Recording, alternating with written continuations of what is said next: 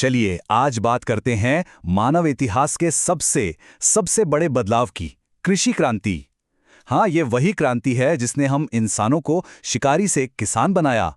और सच पूछिए तो हमारी आज की दुनिया की नींव भी इसी ने रखी। तो सवाल यही है, हजारों साल तक यहाँ वहाँ भटकने के बाद आखिर इंसानों ने वो पहला बीज बोना सीखा कैसे? ये एक बहुत बड़ा रहस्य है ना? तो चलिए आज इसी रहस्य की परतों को एक एक करके खोलते हैं और समझते हैं कि हमारे पुरखों ने ये कमाल किया कैसे। तो चलिए शुरू करते हैं। और इसको समझने के लिए ना सबसे पहले ये जानना जरूरी है कि खेती से पहले जिंदगी कैसी थी और उसके बाद कैसी हो गई। मतलब जमीन आसमान का फर्क था।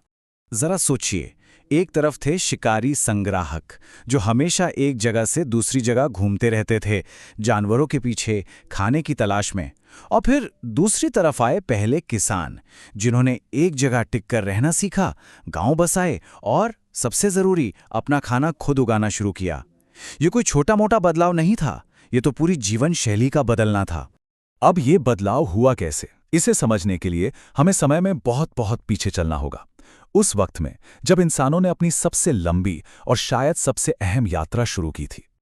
और ये कोई छोटी मोटी यात्रा नहीं थी, ये लाखों साल की कहानी है।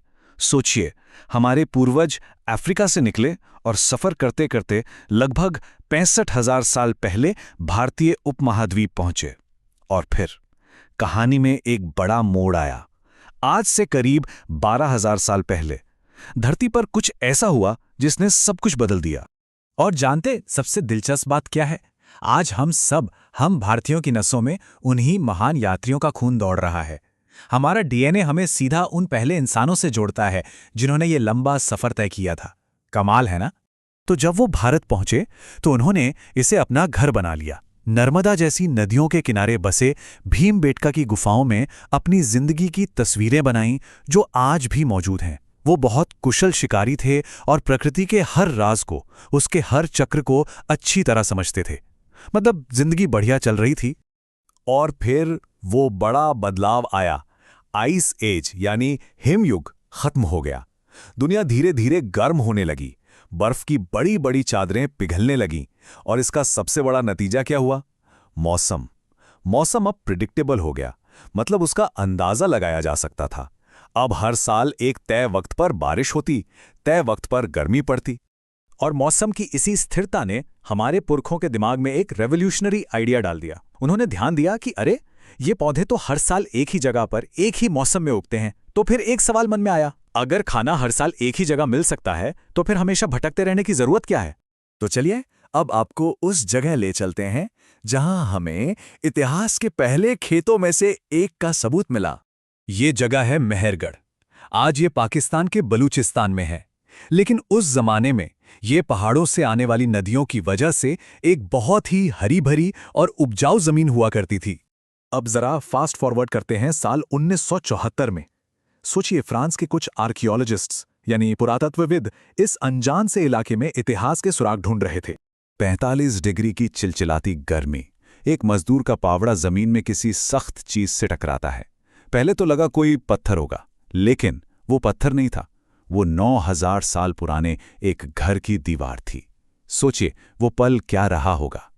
और फिर जब खुदाई आगे बढ़ी तो जो मिला वो तो एक पूरी नई दुनिया का दरवाजा खोलने जैसा था। मिट्टी ईंट के घर मिले, अनाज स्टोर करने के लिए गड्ढे मिले, और सबसे जरूरी चीज गेहूं और जौ के जले हुए दाने। और ये जले हुए दाने ही सबसे बड़ा सबूत थे। इन्होंने साबित कर दिया कि यहाँ के लोग सिर्फ अनाज जमा नहीं कर रहे थे, बल्कि उसे बाकायदा उगा रहे थे, खेती कर रहे थे। लेकिन कहानी सिर्फ मेहरगढ़ की नहीं है। ये जो क्रांति थी ना, ये एक लहर की तरह पूरी दुनिया में एक साथ फैल रही थी। ये बहुत कमाल की बात है कि खेती का आइडिया दुनिया के अलग अलग कोनों में लगभग एक ही समय पर अपने आप पनपा। जैसे मिडिल ईस्ट के फर्टाइल क्रीसेंट में लोगों ने गेहूं और जौ उगाना शुरू किया, चीन में चावल की खेती शुरू हुई तो अमेरिका में मक्का की। मतलब हर जगह लोगों ने अपने आसपास जो पौधे थे उन्हीं को उगाना सीख लिया। और भारत में भी ये क्रांति सिर्फ मेहरगढ़ तक नहीं रुकी, ये पूरे देश में फैली। उत्तर प्रदेश की बेलन घाटी में हमें दुनिया में चावल की खेती के सबसे पुराने सबूतों में से एक मिलते हैं। बिहार के चिरांद में दाल और जौ उगाए जा रहे थे। और तो और कश्मीर के बुर्ज होम में लोगों ने कड़ाके की ठंड से बचने के लिए जमीन के नीचे गड्ढे वाले घर बनाए और वहीं खेती की। मतलब हर इलाके ने इस नई तकनीक को अपने हिसाब से अपना लिया। तो ये समझना जरूरी है कि खेती सिर्फ पेट भरने का एक नया तरीका नहीं थी। नहीं, इसने तो इंसान के समाज को, हमारी पूरी दुनिया को हमेशा हमेशा के लिए बदल कर रख दिया। ये एक तरह से एक चेन रिएक्शन जैसा था। जरा समझिए, खेती से खाना जरूरत से ज्यादा होने लगा, जिसे हम कहते हैं फूड सरप्लस। जब खाना ज्यादा हुआ तो लोगों को एक जगह टिक कर रहने का मौका मिला, तो स्थायी बस्तियां बनी। जब एक जगह टिके तो नई नई टेक्नोलॉजी इजाद हुई। फिर समाज में काम का बंटवारा हुआ और इसी से शुरू हुआ व्यापार, और धीरे धीरे बड़े और जटिल समाज बनने लगे। अब इस नई जिंदगी के लिए नए औजारों की भी जरूरत थी, है ना? तो जमीन साफ करने के लिए पॉलिश की हुई पत्थर की कुल्हाड़ियां बनी, अनाज और पानी रखने के लिए मिट्टी के बर्तन यानी पॉटरी का आविष्कार हुआ, और फसल को कीड़ों और मौसम से बचाने के लिए बड़े बड़े अन्न भंडार यानी ग्रानरीज बनाए गए। कपड़ों के लिए कपास और ऊन का इस्तेमाल होने लगा। और जैसा मैंने कहा, जब खाना जरूरत से ज्यादा होने लगा तो व्यापार शुरू हुआ। इसका एक बड़ा मजेदार सबूत मिलता है मेहरगढ़ में।